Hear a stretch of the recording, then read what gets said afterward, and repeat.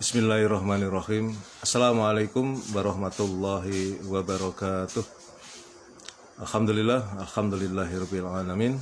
Wassalatu wassalamu asrofil anbiya'i wal mursalin Sayyidina Muhammadin wa ala alihi washabihi ajma'in. Rabbi israhli sadri wa yassirli amri wahlul 'uqdatam min lisani yafqahu qawli. Halo teman-teman, apa kabar? Alhamdulillah kita masih bisa berjumpa lagi di dunia maya, meskipun di dunia maya dalam keadaan sehat walafiat. Dan oleh karena itu, yang pertama-tama mari kita bersyukur kepada Allah atas segala karunia yang telah diberikan kepada kita, karunia kesehatan, karunia kesempatan, karunia umur panjang yang barokah, dan tentunya karunia yang paling agung adalah karunia iman dan Islam, karena dengan keduanya itu kita akan selamat fid dunya wal akhirah. Salawat serta salam semoga senantiasa terlimpahkan kepada baginda Rasulullah Muhammad Sallallahu Alaihi Wasallam beserta keluarganya, para sahabatnya, dan semua pengikutnya yang tentunya termasuk kita yang mengharapkan syafaat beliau kelak di yaumil kiamah. Sahabat-sahabat sekalian yang mulia, kemarin kita sama-sama mendengar adanya berita duka cita, ya. Inna lillahi wa inna ilaihi raji'un, ya, telah wafat kembali kepada ilahi Robbi, ya, Ibu Syarifah Fadlun binti Fadil bin Yahya, ya, yang dikenal sebagai istri imam besar kita Habib Rizik Syihab, ya, yang telah meninggal dunia. Mari kita doakan Allahumma firlaha warhamha wa'fu anha, ya. Semoga Allah mengampuni semua dosa-dosa almarhumah, ya, menerima semua amal ibadahnya, melampangkan dan menerangi alam kuburnya, serta semoga keluarga besar beliau yang ditinggalkan diberikan keridhaan, keikhlasan, ketabahan, kesabaran, dan kekuatan iman. Amin ya mujibas salim. Tentu ini berita yang membuat kita semua sedih, karena beliau adalah pendamping setia imam besar. Ya, mudah-mudahan imam besar tetap tegar di dalam melaksanakan tugasnya sebagai pimpinan umat, ya, yang selalu ditunggu instruksi-instruksi perintah-perintahnya untuk dalam rangka menegakkan amar ma'ruf nahi munkar. Baik teman-teman, pada kesempatan subuh ini alhamdulillah kita semua sudah melaksanakan sholat subuh. Sholat subuh itu adalah panglimanya sholat fardu, dan oleh karena itu kita harus selalu berusaha untuk bisa sholat subuh tepat waktu, dan diusahakan di masjid bagi yang laki-laki, karena sholat subuh itu disaksikan oleh para malaikat. Sahabat-sahabat sekalian, pada kesempatan ini, ya, saya sedikit menyambung apa yang kemarin sudah saya sampaikan terkait agar kita ini di dalam berinteraksi, ya, sosial di tengah-tengah masyarakat, ya, harus mampu memilih teman, ya.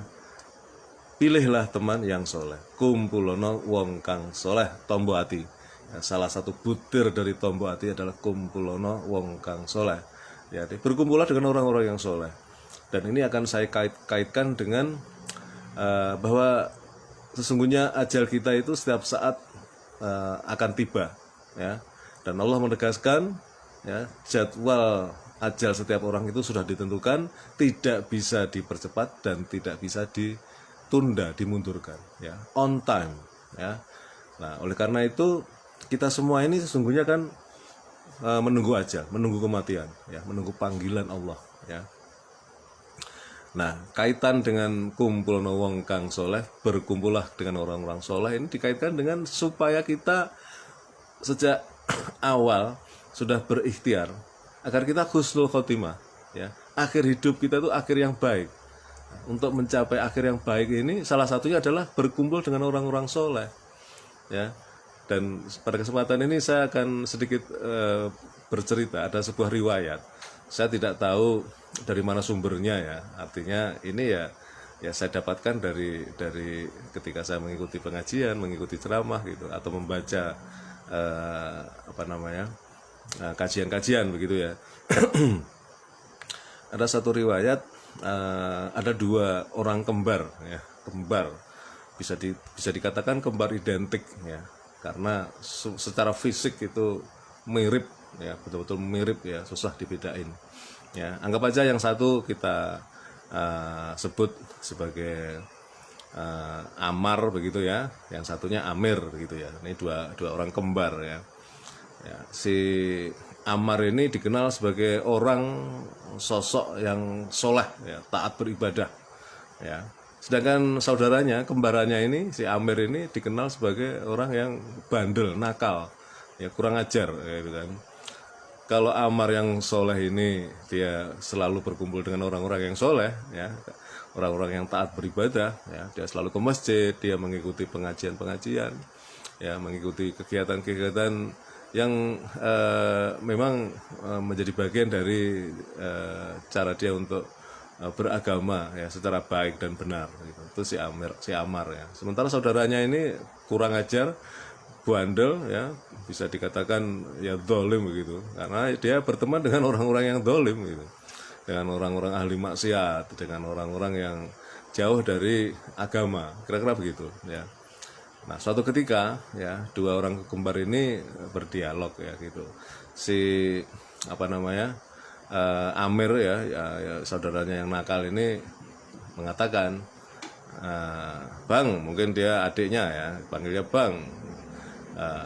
Gimana kalau kita sekali-sekali berubah peran begitu? Ya, abang ini kok kelihatannya selalu berkumpul dengan orang-orang yang soleh, ke masjid gitu. Ya, coba saya ingin merasakan kayak apa sih gitu rasanya berkumpul dengan orang-orang yang soleh gitu ya. Saya selama ini berkumpul dengan orang-orang jahat, orang-orang yang bandel ya, preman gitu. Nah, terus ya abangnya Amar ini, ya oke, silakan, alhamdulillah kalau kamu mau kita bertukar peran, ya karena kembar gitu ya. Jadi si Amar bertindak sebagai Amir, si Amir bertindak sebagai Amar ya. Jadi si Amar yang orang baik ini karena mengikuti ajakan saudaranya, dia kemudian mencoba juga untuk berkumpul dengan orang-orang jahat karena memang perjanjiannya seperti itu gitu kan. Nah, akhirnya terjadilah mereka melaksanakan peran ya, yang bertukar peran itu ya. Si Amir yang jahat, dia karena wajahnya, mukanya semuanya persis ya, dia ketika ke masjid orang nggak tahu bahwa dia sebetulnya adalah si Amir yang kurang ajar, yang bandel ya. Dia ngikuti pengajian, dia ke masjid dan seterusnya gitu. Sementara saudaranya yang baik, yang soleh ini ya, dia karena teman-teman saudaranya yang jahat itu nggak tahu bahwa dia adalah Amar yang baik ya, dia misalnya ke karaoke yang menyediakan minuman keras, menyediakan perempuan-perempuan yang bisa dibayar ya untuk menyenangkan itu kan. Ya, akhirnya ya sudah, masing-masing berperan seperti itu. Tapi dua-duanya ini tidak tahu bahwa sesungguhnya pada suatu hari itu ya, pada hari yang ditentukan, hari H itu, mereka tiba ajalnya ya, untuk dijemput malaikat Israel gitu kan. Nah, naasnya ya, pada saat Israel memanggil ini, si Ammar yang sesungguhnya orang baik, dia lagi minum minuman keras gitu kan, bersama para preman, teman-teman saudaranya itu yang jahat-jahat itu ya, yang kurang ajar, yang bandel ya. Sementara si Amir yang sebelumnya adalah orang yang jahat, dia sedang berada di masjid, dia sedang mengikuti kajian ya kan. Pada saat itu ajal tiba ya. Nah, ajal tiba ini kan akhir dari riwayat hidup seseorang ya. Tamat ya, ceritanya tamat masing-masing. Bedanya ya, Amir yang bandel ini, dia akhir hidupnya berada di tengah-tengah orang soleh, dia sedang pengajian ya, meninggal dunia, dicabut nyawanya. Sedangkan Ammar yang harusnya orang yang baik ini, dia sedang berada di sebuah night club atau karaoke, sedang minum minuman keras karena dia ingin bertukar peran tadi kan, sesuai dengan perjanjian ya. Mati, ajalnya tiba dalam keadaan seperti itu. Nah, akhirnya ya dia su'ul khotimah ya, su'ul khotimah, akhir hidupnya itu ya jelek gitu kan. Nah, ini cerita ini ya, menjadi pelajaran, menjadi ibrah bagi kita semua betapa harus hati-hatinya kita di dalam memilih pergaulan. Ya, karena sesungguhnya kematian itu bukan hanya potensinya besar bagi orang-orang yang sudah uzur, sudah usianya tua, sudah lansia, ya, sudah manula. Ketika masih berusia muda pun itu pantas-pantas saja untuk meninggal. Itu urusan Allah, itu hak Allah, terserah. Pantas-pantas saja, nggak ada masalah. Gitu. Apalagi kita juga sering diingatkan bahwa kematian tidak harus menunggu saat kita sakit. Ya, saat kita sehat pun kematian bisa datang. Ya, jadi jangan terlena oleh kesehatan, jangan terlena oleh tubuh yang kuat, ya, merasa hidupnya masih panjang. Ya, sementara banyak orang juga yang sakit-sakitan, terbaring di tempat tidur, di rumah sakit atau di rumah dalam keadaan sakit, tapi nggak meninggal. Kita sering kan melihat orang seperti itu, kejadian seperti itu. Ya, jadi artinya bahwa ajal itu rahasia Allah, ya, itu urusan Allah, semua nggak tahu. Maka oleh karena itu harus dipersiapkan. Setiap saat kita harus siap untuk mati. Setiap saat kita harus siap untuk dijemput oleh malaikat Israel. Ya. Nah, oleh karena itu kembali kepada kumpulono wong kang soleh, marilah kita berusaha semua menjadi satu ikhtiar, ya, supaya kita husnul khotimah. Nah, oleh karena itu jangan salah pergaulan, ya, supaya akhir hidup kita ketika ajal tiba kita sedang melakukan perbuatan yang baik di tengah orang-orang yang baik, di tengah orang-orang yang soleh, di tengah orang-orang yang taat kepada Allah dan taat kepada agamanya, ya. Kira-kira seperti itu teman-teman ya gambarannya. Ini cerita saya dengan bahasa yang sangat sederhana, ilustrasi yang sederhana. Wah, ini suara garengpong. Pagi-pagi begini sudah suaranya luar biasa ini. Kalau istilah di kampung saya namanya garengpong gitu ya. Nggak tahu di tempat kalian ya. Baik teman-teman, kira-kira itu yang bisa saya sampaikan. Sekali lagi, mari kita berusaha untuk mencari teman yang baik, kumpulono wong kang soleh, supaya kita ketika ajal tiba sedang berada di tengah-tengah orang yang soleh, melakukan perbuatan-perbuatan yang soleh, amal-amal soleh, ya, supaya kita mendapatkan husnul khotimah. Itu adalah target kita dalam kehidupan ini, ya. Kita selalu berdoa kan, doa-doa kita itu selalu ada keinginan, harapan supaya kita mengakhiri hidup kita ini dengan husnul khotimah, ya. Mudah-mudahan kita semuanya husnul khotimah, amin, sehingga kita akan selamat, ya, nanti di alam kubur, bisa melalui sesi pertanyaan dari malaikat mungkar dan nakir, ya kan.